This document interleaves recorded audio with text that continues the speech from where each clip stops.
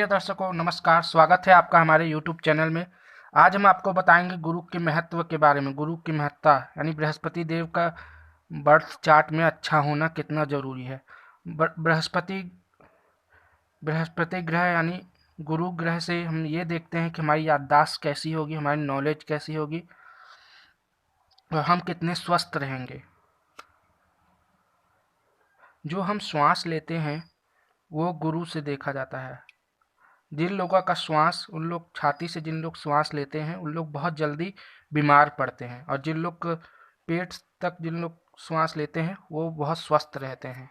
तो इसलिए आप देखे होंगे जिन लोग छाती तक श्वास लेते हैं उन लोग जल्दी बीमार पड़ते हैं, और जिन लोग पेट तक लेते हैं उन लोग सदा जवान और खूबसूरत दिखते हैं। उन लोग का शरीर बहुत मजबूत और अच्छा होता है।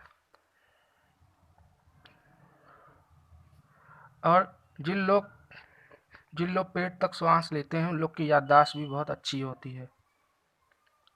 याददाश्त उन्हीं लोगों की अच्छी हो सकती है जिनके बृहस्पति ग्रह यानी गुरु ग्रह अच्छे हों, नहीं तो वरना याददाश्त तो बिल्कुल अच्छी रहती ही नहीं। पढ़ाई ऐसा व्यक्ति कोई भी बड़ी परीक्षा तो पास ही नहीं कर सकता।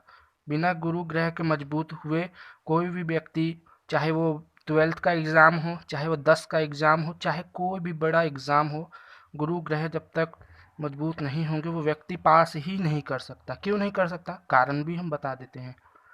समझिए, नर्सरी में आपने देखा होगा बच्चों को कि वहाँ के टीचर लोग बच्चों को कैसे पढ़ाते हैं। पहले बोलते हैं ए से एप्पल, बी से ball, C for cat, D for dog, E for elephant, F for fish.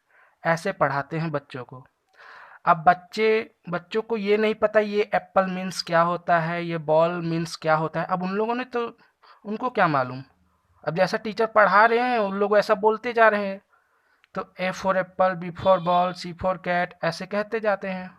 अब उनको इसका मतलब नहीं पता, तो उन लोग क्या कर रहे हैं, रट रहे हैं।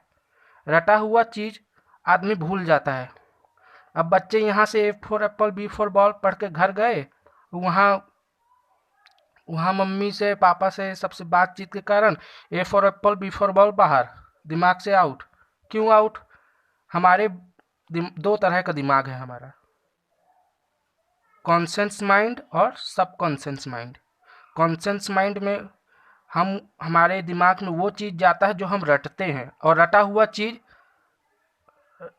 चीज़ जो कॉन्शियस माइंड में रहेगा तो फिर आप किसी से मिलोगे तो वो कॉन्शियस माइंड से बाहर हो जाएगा। कॉन्शियस माइंड में कोई भी चीज़ स्थिर नहीं रहती, आती है, याद करोगे कुछ दिन कॉन्शियस माइंड में रहेगा, उसके बाद फिर कोई बातचीत हुई, कुछ हुआ, वो दिमाग से बाहर, फिर आपको याद ही नहीं आएगा कि मैंने ये पढ़ा था।